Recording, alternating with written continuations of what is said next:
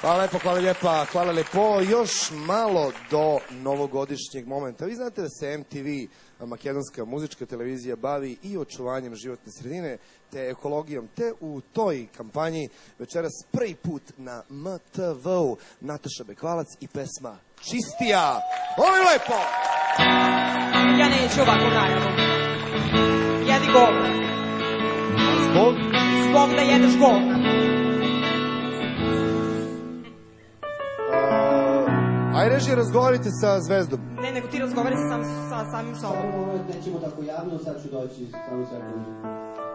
Ne, imamo neki problem po mozgovima, pa ako neko može da dođe iz Pa sredi svoj. ureda za lobotomiju. Ne znam šta je. Pa objasnite Zvezdi da ovo nije Pink i da imamo malo drugačije najave.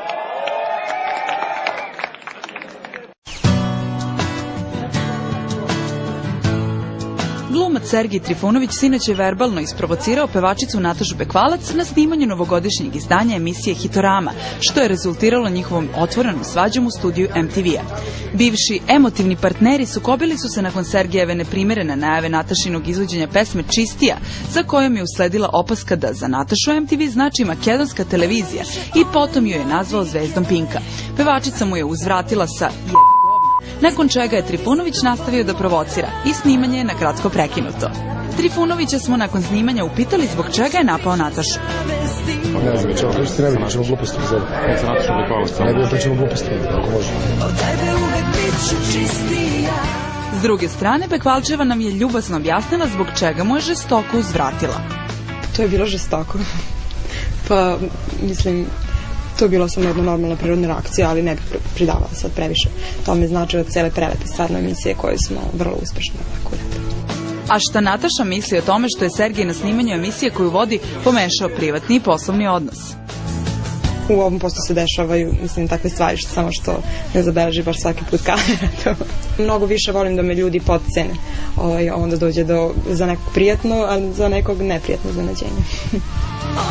Izgleda da je i srpska policija nedavno podcenila Natašine vozačke sposobnosti, čim ju je nekoliko minuta jurila ulicama Beograda.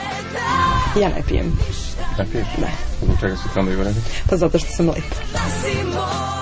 Nataša nam je otkrila i da će se u njenom novom spotu pojaviti tenisar Ilija Bozoljac, pa smo je pitali zbog čega se posle Novaka odlučila za momka koji je daleko lošije rangiran na ATP listi.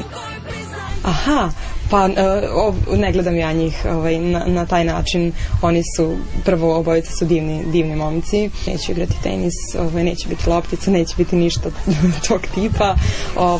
Igraćemo se ljube. Lepa Nata ovih dana se priprema za novogodišnji nastup u Sava centru, na kome će pevati sa Ninom Badrić i Željkom Joksimovićem. Moram priznati da se stvarno jako radujem toj i novogodišnjoj noći, ali i reprizi zbog zaista velikog interesovanja. I između ostalog sam stvarno u lepom društvu Željka i Nine. Mislim da ne postoji ni jedan jedin razlog da to ne bude zaista najlepše novogodišnje veče u Beogradu.